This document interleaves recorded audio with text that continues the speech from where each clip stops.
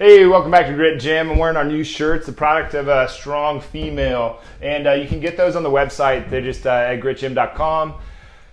And I think they're like $20. They're not expensive at all. But we thought these were cool. We tried to get them in time for Mother's Day, but the printers didn't get them quite to us just in time. They were one day late. But anyway, so now we're sporting them. So head over to the website and grab yours there. Rach and I are just getting out of, Rach is usually on the show on Tuesdays, right? And we usually talk something around relationships, like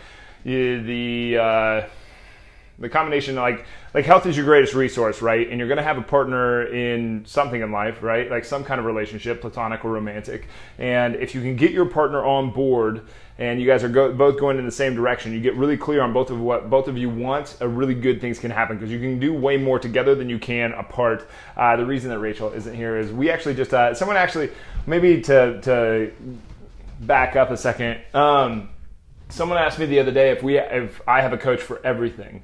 And basically anything that I find important to me, I have a coach. This is accurate. This morning, we actually met with our relationship coach. This is something that Rachel did and I did a very long time ago, and we've kept on doing it all the way through. I don't know if anybody else is ever doing this, but it was like 4 dates in, and I was like, hey, let's do, like, if we're going to do this, let's do this. I wanted to know, I wanted to get clear on things up front. I had nothing but really terrible relationships in my past, like just awful, downright awful, every one of them.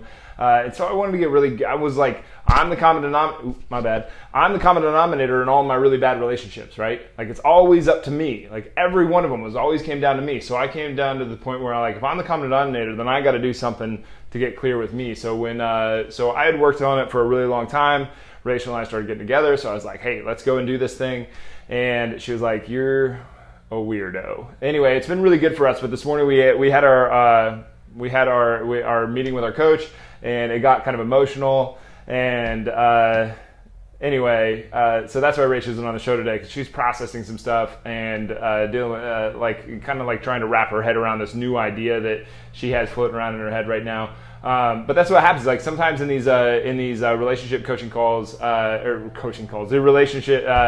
these meetings with your relationship coach, some deep-rooted stuff does come up from time to time, and it's not always easy to deal with. In fact, it takes a lot of courage and it takes a lot of guts to be able to do that, and it takes a lot of toughness. I mean, you gotta be really tough to sit there and deal with some of this stuff, because most of the time, anytime that you want to create change in your life, you talk to anybody who's created like massive change in their life, and I've never been in a conversation with somebody who had a situation where it didn't come down to an impasse of just massive pain, where they were living their life this way and they were getting XYZ out of it, and it was really hard for them, and then all of a sudden they had an occurrence happened that made them acknowledge how painful that time was, and then they saw that the pain of the change that it would take to go down this other path was better than the path that they already knew.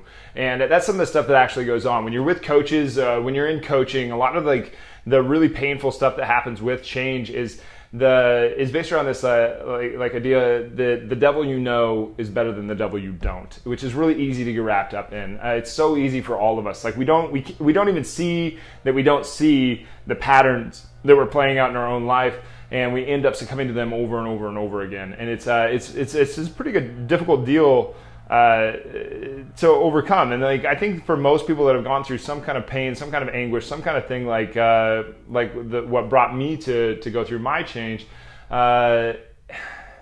it's something that when you come out on the other end, you look back at everybody else that you know is going through something, and you just hope that they can have the guts to confront that pain before it gets to the point where it's too late.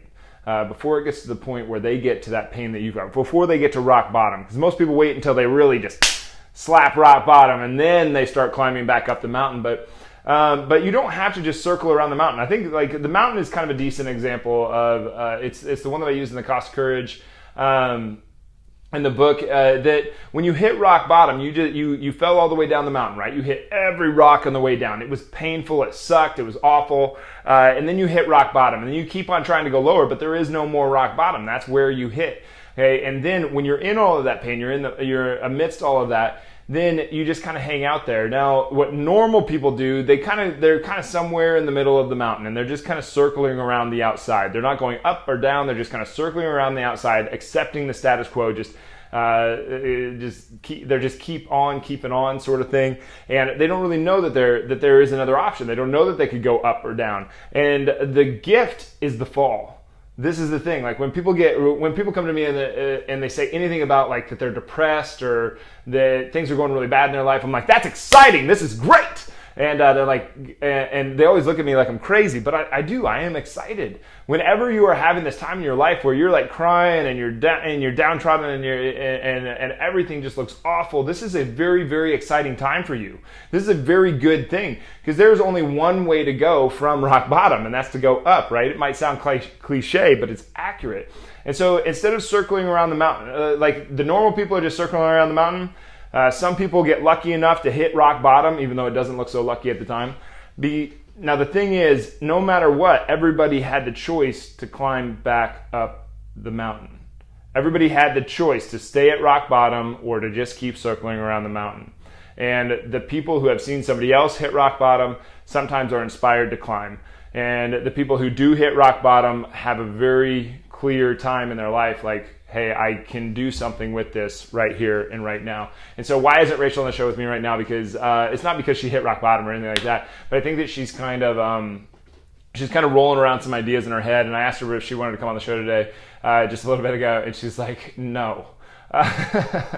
And I think she's just got a lot to think over. But that's what happens when you meet with a relationship coach or your exercise, your coach in exercise, your coach in nutrition, your coach in your finances, your coach in your time, whatever is important to you, you get a coach. And one of the like my story, I don't ever tell like the whole story. There was like a bunch of stuff that led up to this moment, right?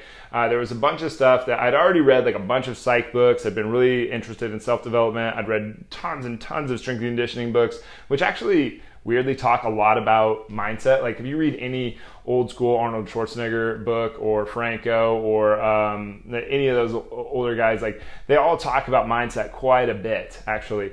So I'd already consumed quite a bit of it, but it was different when, well, I'm getting ahead of myself. So I'd read all those books and I'd gone through all this stuff, and like I'm kind of like, anyway, let's say that I hit my rock bottom. I'll say that story for a different day. And then I start climbing back up, and I'm like, because I had a choice.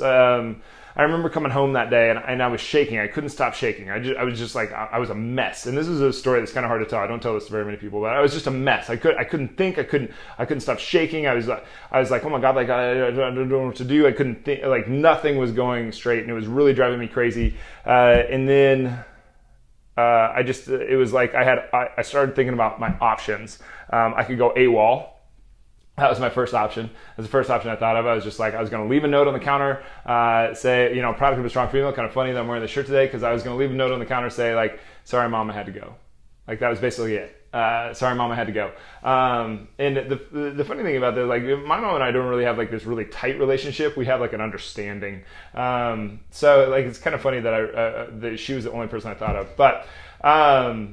But anyway, I was just going to go AWOL. I was just going to be gone. I don't know. I had the plan to go to Venezuela. I don't know why Venezuela. This sounds like a terrible country to go to. But I had this plan that I was just going to get in my car, go as far as I could, and then start walking from there.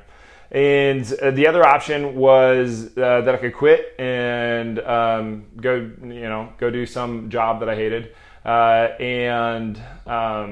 The other option was that it was basically a version of that, like at the time it was like I could die trying. It was like I could die trying. I didn't. So like sometimes I tell the story and I'm like that I was gonna die, and I was like, but that's kind of how it felt. Like either I was gonna like it felt like death. Like it was either a death or I was going to win, sort of thing. It wasn't like I'm going to die trying. It's like it was going to die or I was going to win. And I was like, well, that's what I'm going to do. I'm going to push, I'm going to shove, and I'm going to make this thing happen as best I possibly can, so that I can get my head wrapped around. But it wasn't about business. It was about life. That made it sound about like a job, and it wasn't. It was about life. I was going to live my life. Anyway, so I ended up like basically pushing the world away. I didn't talk to anybody for like a year. Nobody came over to my house. I didn't leave my house. I didn't even go home for Christmas. I didn't go to my family's house for Christmas. My whole family's texting me. They're like, "What's the matter with you? Like, what is going on here? Like, aren't you coming down?" I was like, "I'm not coming down. I'm going through something. I got to do this." And they were like, "God, you're fucking weird." And they were pissed. Actually, they were not happy at all. Anyway, and then I went through and I did this meditation course, and I was reading all these books, and I was doing all this work, and I was meditating in the morning for 15 minutes, meditating at night for 15 minutes. I got done with that, and a lot of you have heard the 10-year self story, but that's really where like the difference between like looking back now, that story it was probably one of the best exercises I've ever done in my life. Not shitting you one bit. It's probably the best exercise I've ever done in my life, and I've done a lot of mindset exercises. But basically, there was a person at the gym who really believed in the law of attraction. Whether you believe in the law of attraction or not, I don't really care. So she said, "Why don't you ask your 10-year self?" I'm like, "What are you talking about?" She's like, "Yourself in 10 years. Ask him what he would do if he would come back to now." And I don't even know how we got on that subject because we weren't talking about anything, but we were talking about something completely different. And she asked me, and I was like, "There's so many other questions that I would want to ask my 10-year self besides the stuff that we're talking about." So I was intrigued, and so I did it. So I went to my meditation. I asked my 10-year self, and it was weird. It was like a person was there with me. Now, I don't really believe that a person was there with me, that I was like reaching through time in this kind of spiritual sense. I think that I was creating it in my mind, but I was getting out of my way completely in order to do so. And I asked my 10-year self, "Hey, what would you do if you could come back to now?" And he said, "Well, what would you do 10 years ago?" And at the time, I think I was 26 years old, and I was 26 or 27. I think I always tell the story as if I was 27, but I'm not quite sure if I was 26 or 27. I think I was 26, so I'm going to tell it as if I'm 26. So I was 26 at the time. I said, well, when I was 16, the only thing that mattered were sports. So I'm not really interested in sports anymore. I'm kind of done with that time of my life. And so what would you do now if you could come back to when you were 26? Well, what would 36-year-old Adam come back and do at 26 years old?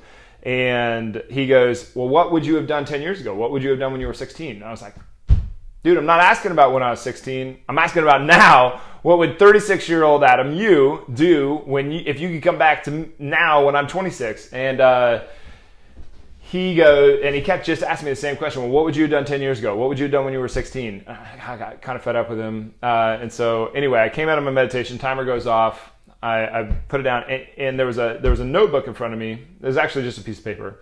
There's a piece of paper in front of me. And so I grabbed a pen and I was like, all right. So I wrote down everything that I could think of that I would have done different at 16 years old. Like I would have gotten a sports psych coach. I would have gotten my own strength coach. I would have eaten XYZ. I would have eaten a little different. I would have been more disciplined with my time. These are just a few that I remember. I mean, I filled up a whole page on one side, and then I started going down the other side of the other half of that same page. I had a long list going. And I was like, okay. And I didn't think too much of it. I just set it aside. No big deal. The next day, I was still intrigued. I was like, all right, let's ask him again. Let's ask this 36-year-old Adam what he would do if he could come back to 26-year-old Adam. So I did it again. And I go, okay, 36-year-old Adam, what would you do if you could come back to when you were 26 with what you know at 36? And 36-year-old Adam kind of pauses for like a really short time, like 2 seconds. Then he leans forward and he points at that list that was on my desk. And this just seems so obvious to me now. It seems so obvious to me now. And I coach people all the time on, I'm interrupting the story, but I coach people on this all the time. And we have so much trouble seeing the obvious. It's almost like on an insane level. But once you open your eyes to this, like you can see all the clear, I like the cliche, you can see all the clear lies with clear eyes. But anyway, so he leans forward and he points at the list and he goes, why? He didn't say it all dramatically like this. He just said, why don't you do that? But it hit me like with a dramatization level that I can't even explain to you. I mean, it was just just blew me away. I mean, I don't know if I've ever been so blown away in my entire life. It was the biggest realization that I've ever had. I can't imagine having a bigger effect than that. I mean, it hit me on like a spiritual level. It hit me on an emotional level. It hit me on a logical level. It hit me on like every single level of my being. It just instantaneously, bam, changed.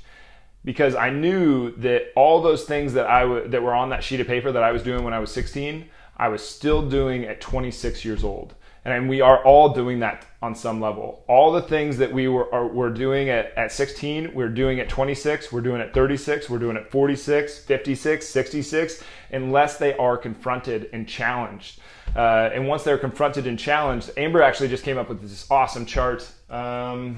I have it in my bag, but I don't want to dig it out. This awesome chart for how to deal with this and how our mind actually wraps around this. And we were talking about it yesterday, and I think it's absolutely genius. It's similar to the mind map, but more in like less in how you process your moment by moment decision, and more how you process it on decisions on a more of a macro level. And it is what it is. But all those things that I was doing at 16, I was doing at 26. And if I hadn't done that exercise with the 10-year self, I would have ended up doing those same things at 36. I would have done the same things at 46. And the interesting thing is I'm 33 now, so this is a while ago. So 26 to 33, that means I have like 2.5 years until I'm the 10-year self that I look back on then.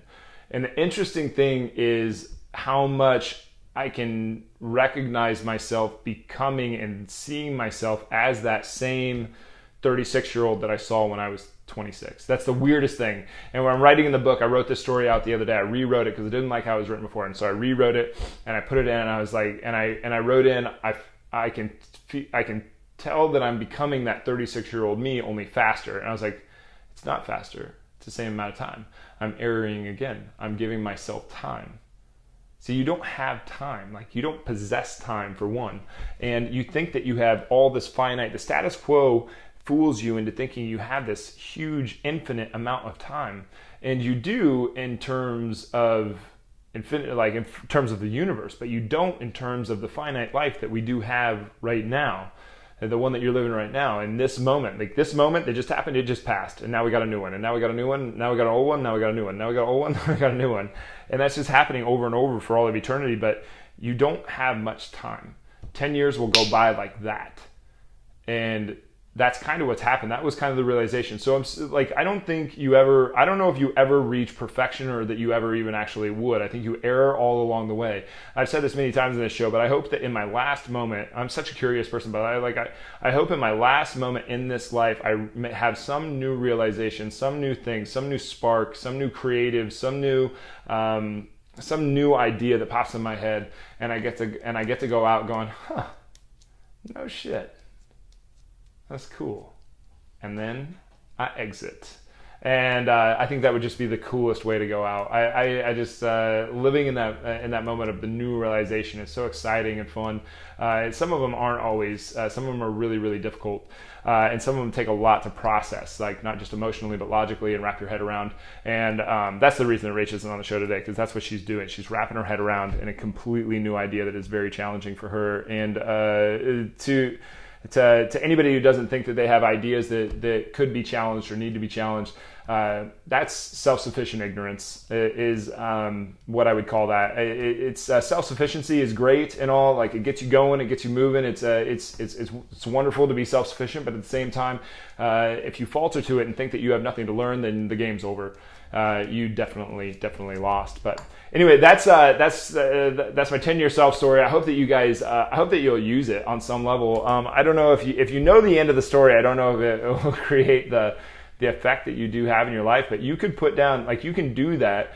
You can write. You can take out a notebook. It can be just a simple notebook, and you can start writing down all the things that you wish you would have done different when you were 16 or when you were 26, depending on where you are in your life. 10 years ago, if you just take 10 years ago, what would I have done different 10 years ago? And you start making that list, and then you look objectively at that list and you say, how many of these things am I still doing today? Well, I bet you it's a lot. And if those haven't changed in the last 10 years, they're not going to change in the next 10 unless you do something about it. And it's usually better if you get a coach and you get somebody to support you in that. You get some kind of accountability. So Rachel and I have an agreement that we're in this together.